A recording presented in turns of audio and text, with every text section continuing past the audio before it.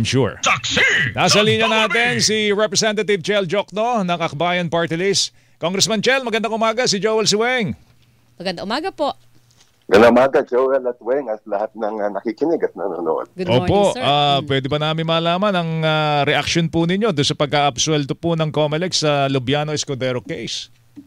Ay, nakakapanghinayang naman yan. At klaro naman, meron tayong konseptong legal na piercing the corporate veil na pagka obvious naman na ginagamit ng isang tao yung korporasyon para itago yung kanyang sarili, ay dapat i-recognize yun at dapat meron pa rin maging ruling dyan. At sana i-revisit ng COMELEC yan. It seemed very important that they set a good precedent.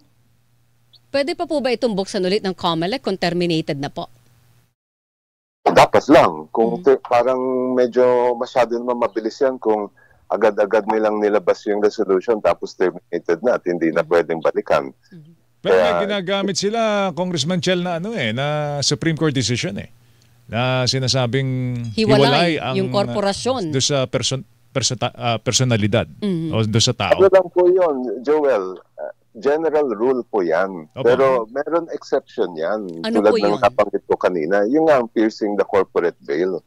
At Ano po ibig sabihin nun? Pakipaliwanag nga sa amin yun, Congressman And Chel. Ano ba paano yung gagawin piercing the yun? corporate veil? Yes.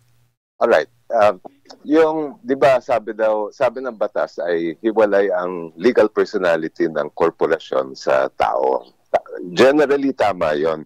Pero kung ginagamit ng isang tao yung korporasyon para itago niya yung sarili at hindi siya maging liable, ay pwedeng i-pierce, ano bang magandang salita dyan, pwedeng ibaliwala ang korporasyon at ilagay pa rin yung liability sa kanya mismo.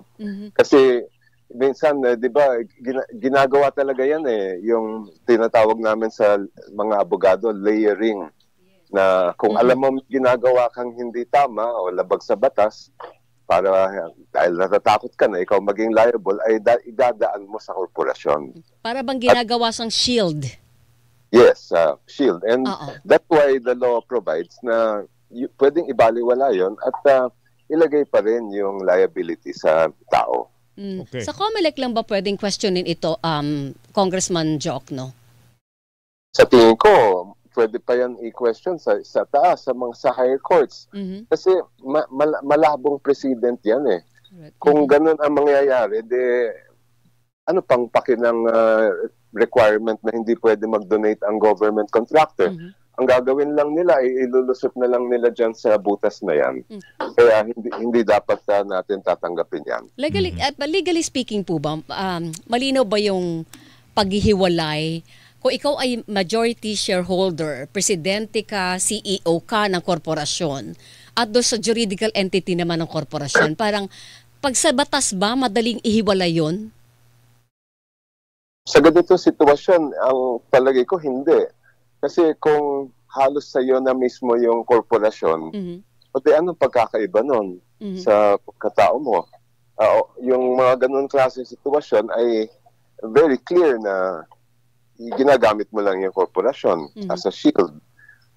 Ngayon, nakikita din natin na kaya malaking bagay at dapat tingnan ulit ng COMELEC kung ano ba yung shareholdings nito, sino may control nitong korporasyon. At kung halimbawa si Lubiano ngayon may malaking control and majority share, parang iniisip ko lang, so pasensya na po, simple yung pag-iisip ko, Attorney Jokno, ay Congressman Jokno, na kung ang kinakuha na mga kontrata ng isang korporasyon na pag-aari at ikaw yung majority share, ikaw rin yung nagbe-benepisyo sa lahat ng kinikita nun. So kung ikaw ay magdo-donate sa isang tao na pwede mong pakinabangan ang proyekto makukuha mo sa kanya, parang ang hirap hiwalay nun, di ba, Attorney? Ito, Congressman? At tama yun. At dapat tingnan din yung after na nagkaroon ng donation, ano ang nangyari? Opo. Nabigyan pa ng maraming mga proyekto ang kumpanya na yun. Kasi para sa akin, that is also circumstantial evidence na iba ang purpose nun at talagang gusto lang itago. No? And that's why for me, kung let's say sabihin nila, hindi naman yung kumpanya ang nagbigay ang nagbigay yung individual who is a major shareholder ng isang korporasyon, ganun pa rin yun. Kasi kung nakinabang yung kanyang kumpanya, ibig sabihin nun, ay we can put two and two together and say that that is the real motive and purpose behind the donation. Okay. Siguro sinasabi ni Congressman Chel Jokno, Weng, kung gusto, maraming paraan. Kung ayaw, meron silang dahilan dun.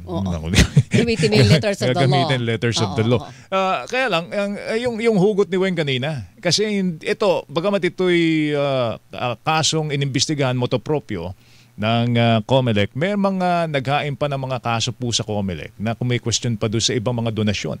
Ang daming kaso dyan. Hindi ba ito pangitain na bakit ganun din ang kahinatnan? Do mga kasong yung naka-file ngayon sa COMELEC, Congressman Chel? Yan yung nakakapanghinayang dyan. Kasi gagamitin nga yan na president at maaaring masabihin ng iba, ganun din ako. So dapat i-absuelto nyo rin ako. Kaya nakaka-dismaya itong pangyayari sa COMELEC. Sa Omnibus Election Code ba, Congressman Chel, meron tayong magagawa para gawing mas malinaw po yung batas? And pwede pa ba siyang baguhin kahit meron na jurisprudence ang Korte Suprema? Yes, actually meron din jurisprudence ang Korte Suprema sa piercing the corporate veil.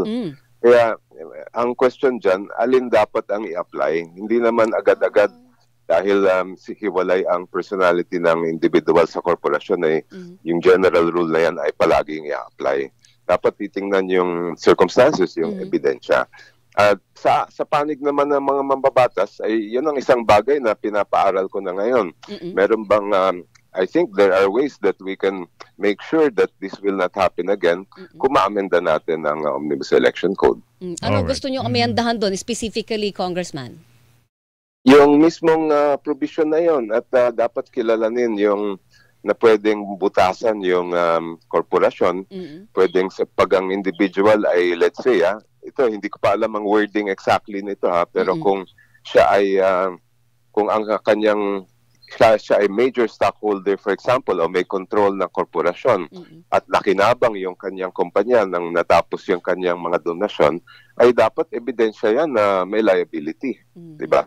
Okay, kung, base doon sa sinabi ni Congressman Jokno, conveniently ginamit, hindi ginamit yung jurisprudence doon sa piercing the corporate veil. So, ewan ko lang, ito, Kong Chel, sorry pero lahat ho ng kongresista tinatanong namin dito kasi sabi ang paniwala merong 67 kongtratista diyan po sa Kongreso.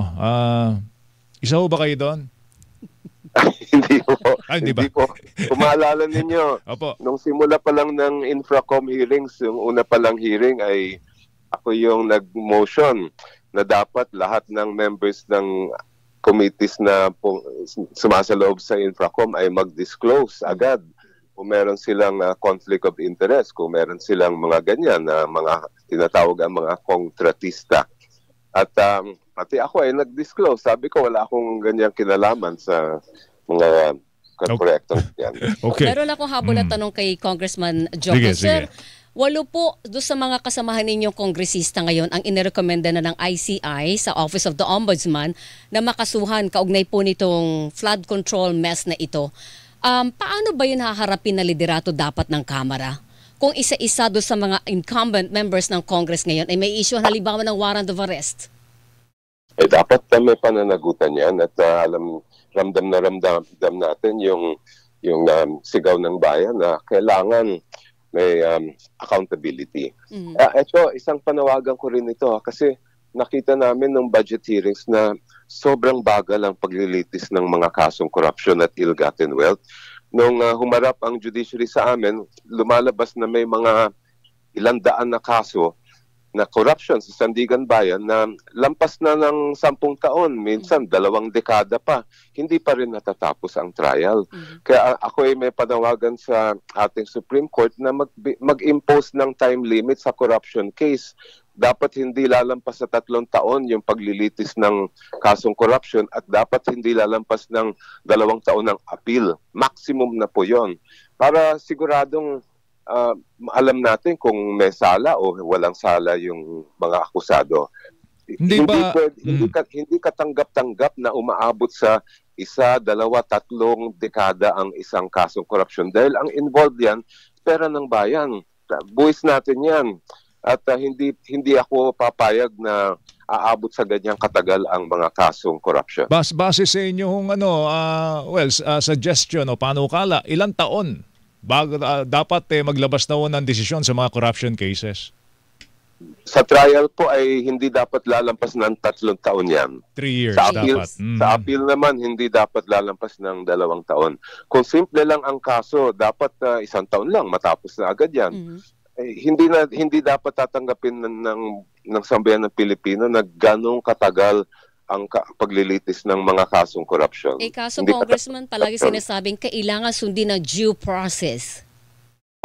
Tama yon na dapat may due process, pero may due process ba ang sambayan ng Pilipino kung dekada na ang kaso o 20 years na?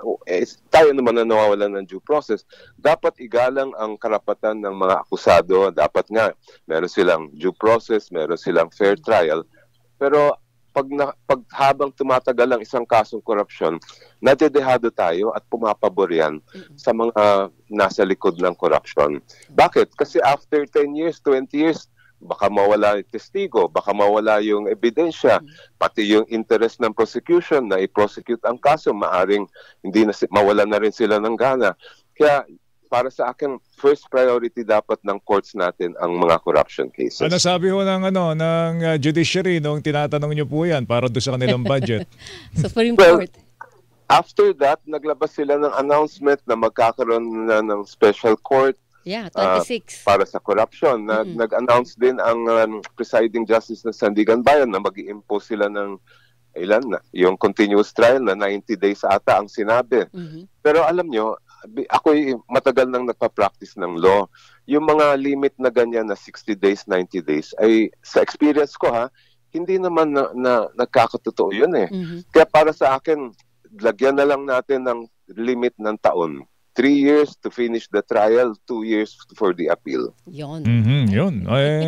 Kaya lang, alam mo, Weng, tama bang paniwalaan yung mga hinala na kaya pinapatagal ng ganito ang mga kaso dahil alam ng mga ang mga Pilipino, Weng, mabilis makalimot no?